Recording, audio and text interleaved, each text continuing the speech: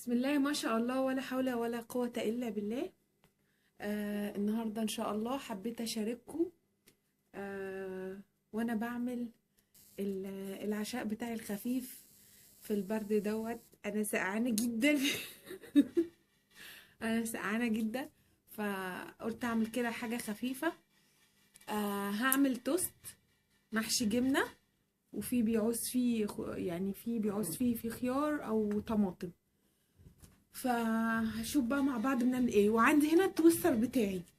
التوستر ده يا بنات انا بعشقه، يعني انا بحبه حب، وانصحكم يعني كلكم تجيبوه. دوت.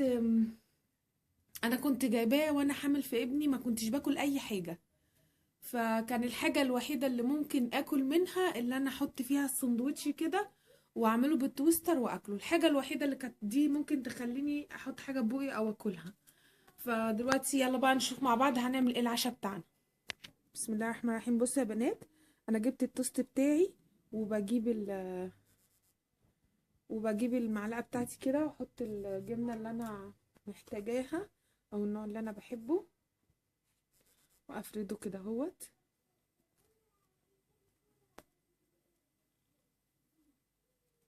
وبفرده كده. انصحكم يا بنات تجيبوا التويستر ده، انا بحبه جدا والله، ويخليكم تاكلوا وهيخلي اولادكم تاكلوا كمان. ولو اي حد جابه وعجبه يدعيلي، لو سمحتوا يدعيلي ربنا يشفيني ويخلي لي اولادي. كده اهوت زي ما انتوا شايفين. اللي عايز خيار بحط له،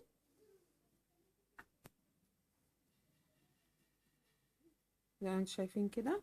وبحط الطبقة التانية واروح حطاه في التويستر كده اهو، واروح قافلة عليه بالطريقة دي.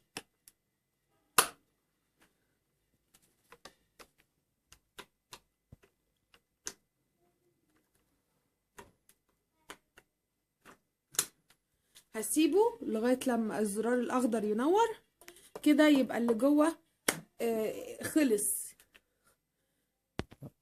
هنا حبايب قلبي اهي اللمبة الخضراء نورت. اشوف بقى ايه. بسم الله الرحمن الرحيم. هو كده خلاص خلص. ممتاز جدا، بس خلي بالنا عشان هو سخن جدا. ها انا عندي زي ماشة كده بتمسكه، بس انا مش قادرة اروح اجيبها صراحة، فلسع نفسي احسن. اهو كده اهوت. حطيت سندوتش تاني بس من نوع جبنة تانية، واحط عليه الطماطم. هو في طبعا ولادي ما بيحبوش الطماطم، ممكن الخيار بس انا بحب الطماطم تكون على السندوتش كده اهوت. واروح حطاه واروح قافله عليه بالطريقه دي طبعا هو عشان لسه سخن دلوقتي، دي هتطفي، ولما يسخن قوي اهي اتطفت، ولما يسخن فعلا ويخلص هتقيد تاني.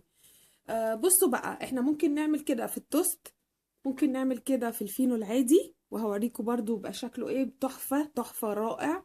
على فكره انا بحشي اللي انا عايزاه. رائع في الجبنه الرومي، بيخلي الجبنه الرومي تسيح جوه الساندوتش. والله انصحكم تجيبوه، هتتبسطوا جدا، بس بامانه تدعوا لي. اهو كده يا بنات، ادي تاني واحد اهوت. بسم الله الرحمن الرحيم. يلا نحط الفينو.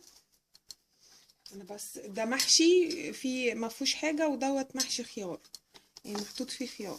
يلا بقى كده هيخلصوا واوريكم شكله. هنا حبايب قلبي خلاص خلصت العشاء بتاعي. في البرد دوت حاجه سهله كده وسريعه.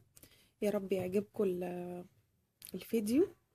لو عجبكم دوسوا لايك وشير، يعني شيروا فيديوهاتي على أوسع نطاق. وتعملوا اشتراك في القناة. أهلا بيكم ومرحبا، والسلام عليكم في قناة أسرار شيرين.